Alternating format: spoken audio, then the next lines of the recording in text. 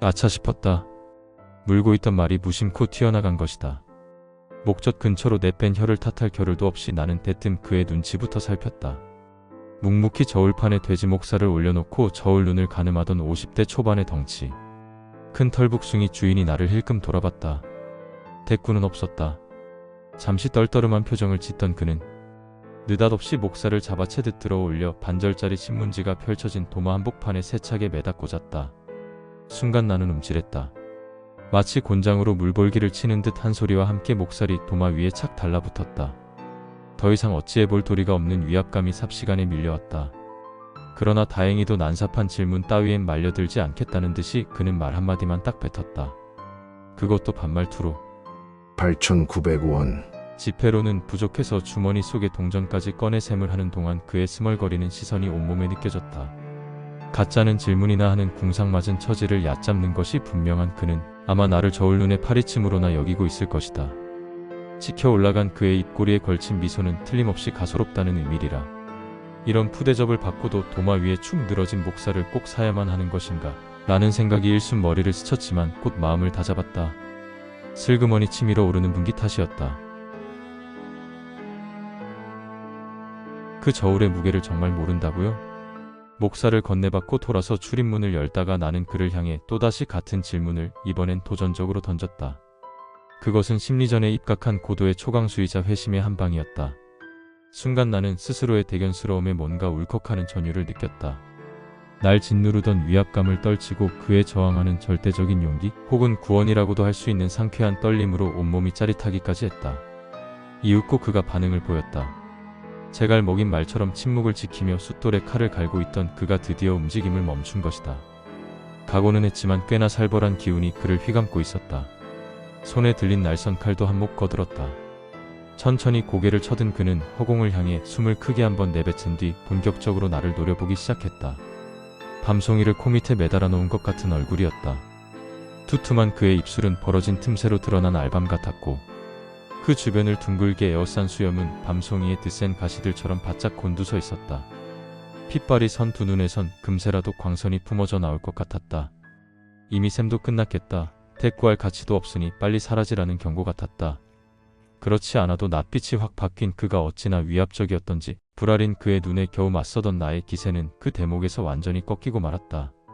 내 질문이 과연 시비거리 축에나 드는가 하는 분대신 피구를 잔뜩 담은 표정으로 슬그머니 뒤돌아 콩무니를 빼기 시작했다. 온 신경의 촉수들이 뒷덜미로 떼지어 몰려가기 시작했다. 급기야 좋게 한 뼘은 넘어 보이던 두께의 나무도마에 예리하고도 섬뜩하게 칼이 내리꽂히는 소리가 와락 내 등을 타고 넘었다. 서슬퍼런 잔향에 숨이 막힐 지경이었다.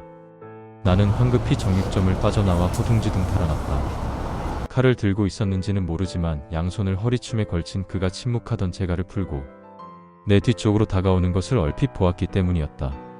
자칫 된서리를 맞을 수도 있다는 본능적인 판단이었다. 선민의 집으로 통하는 골목 입구에 다다른 나는 담벼락에 기대어 가쁜 숨을 몰아쉬었다. 50여 미터를 죽어라 뛰어온 탓에 숨이 턱까지 차 있었다. 답답해진 가슴을 주먹으로 마구 두드려봐도 소용없었다. 기운을 차릴 수 없었고 계속 숨만 가빴다. 나는 땡볕이 장악한 근처 담벼락에 등을 대고 앉아 눈을 감았다. 강한 어지럼증과 함께 눈앞이 노래졌기 때문이었다. 서대문에 있는 금화초등학교에 다니던 나는 금화산 고지대에 형성된 판자촌에 새들어 살고 있었다.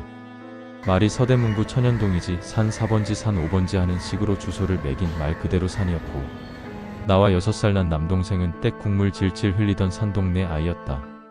삐삐선이라고 불리는 통신선으로 집집마다 연결시킨 스피커에선 온종일 같은 방송이 동네에 울려 퍼졌다. 주파수를 변경하는 채널이 몇몇 주인 집에 고정되어 있는 탓에 새든 집들은 단지 스피커를 켜고 끌 수밖에 없었기 때문이었다. 괜스레 기분을 들뜨게 하는 새마을 운동 노래에 발맞추어 아침마다 이 동네 저 동네로 호마이카 밥상다리를 고치는 일을 나서던 40살의 엄마는 공치는 날이 잦았고 수입은 늘 불안정했다. 공장에서 기숙하며 껌 포장지에 풀칠을 하던 10대 후반의 누나도 쇠 강판을 가공하는 프레스 기계에 새끼손가락이 잘린 후 군 면제를 받고 청춘의 객기에 휘둘려 동네 건달들과 어울리던 갓 20 넘은 형도 집안 살림의 보탬이 되지 못했다. 비좁은 판잣집 단칸방에 6이란 식구는 버거웠기에 한창 청춘의 때인 그들은 그저 맴돌 뿐이었다. 모두들 제 앞가림조차 힘든 고단한 시절이었기에 엄마는 결코 서운한 내색을 보이지 않았다. 방임은 아니었지만 집의 상황과 그들의 처지를 감안한다면 사실 묵인에 가까웠다. 친척의 양자로 입적된 아버지의 호적 탓에 뜬금없는 분을 시어머니로 봉양해야 하는 엄마의 고충은 누구보다 심각했다. 일을 나갔다가도 끼니 때면 어김없이 그분의 식사를 챙기기 위해 귀가하는 것은 보통 일이 아니었다.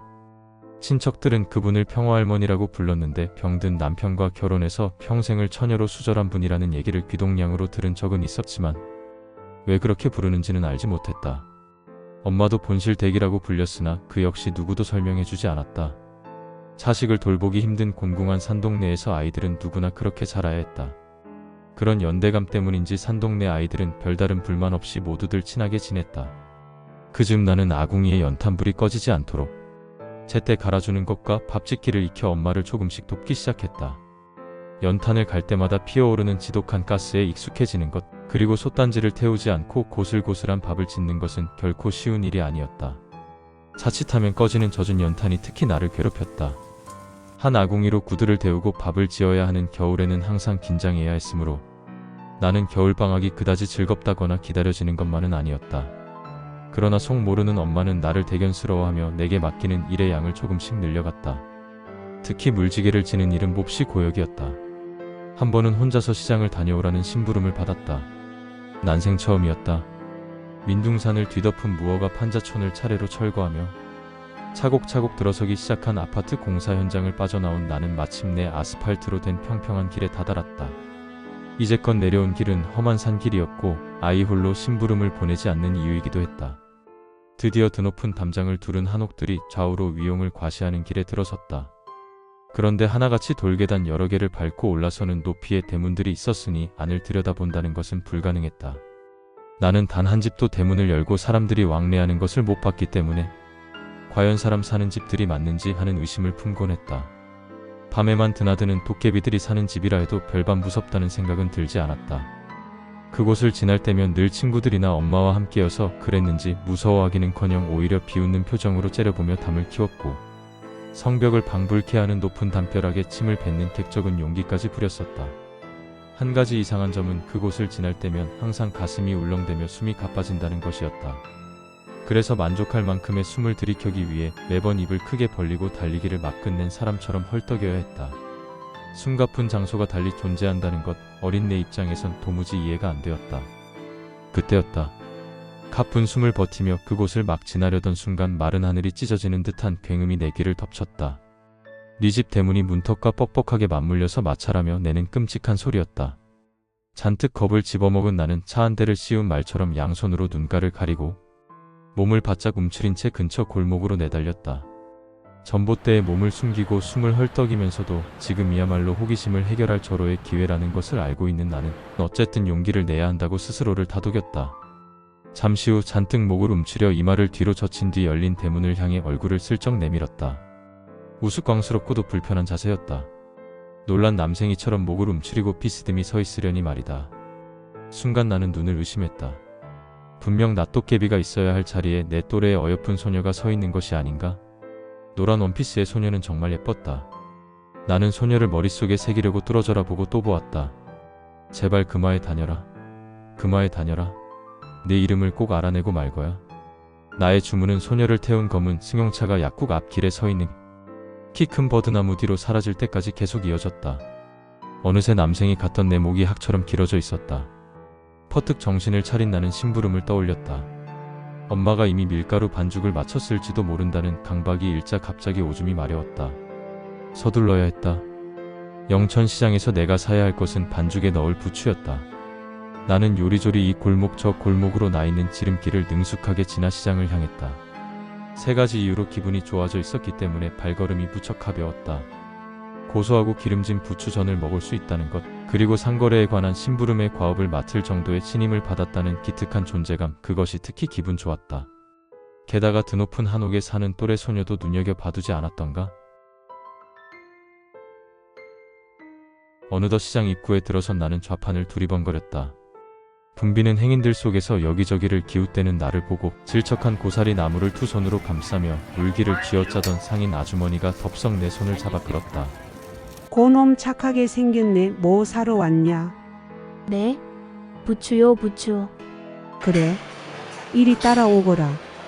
가게 뒤쪽으로 간 아주머니는 나무개짝에서 부추를 두어 단 꺼내 신문 봉지에 넣어서 내게 건넸다.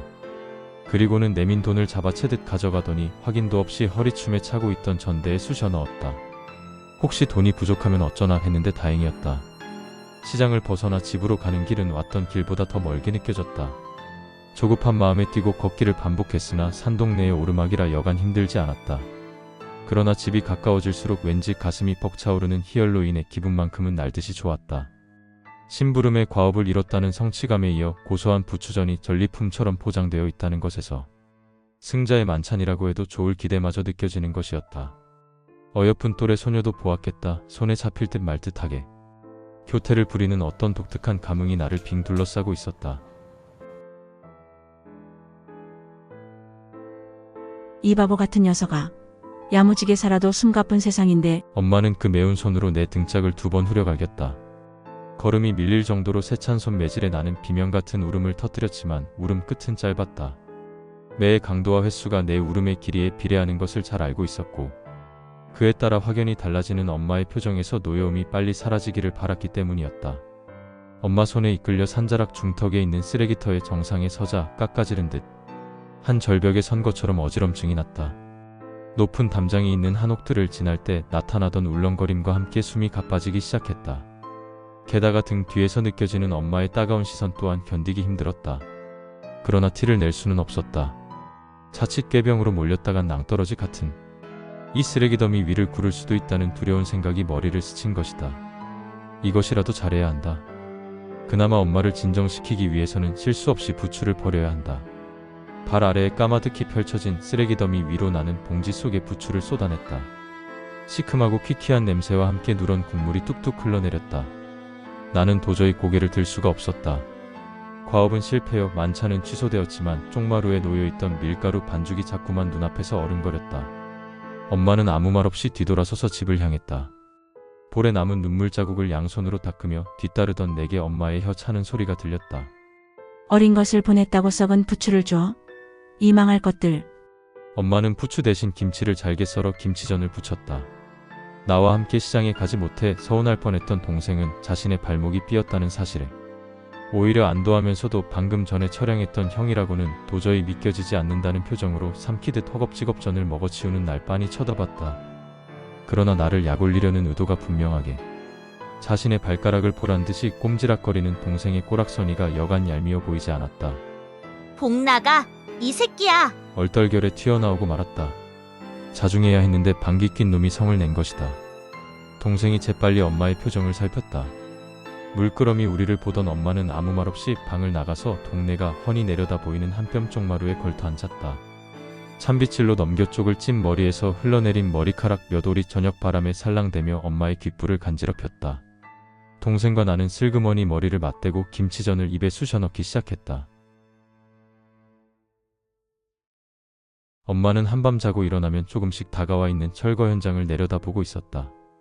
100여 동의 시민 아파트가 완공되면 남겨진 산등성이 곳곳에 사태막이 공사를 시작한다는 정부 발표에 엄마는 큰 기대를 걸고 있었다.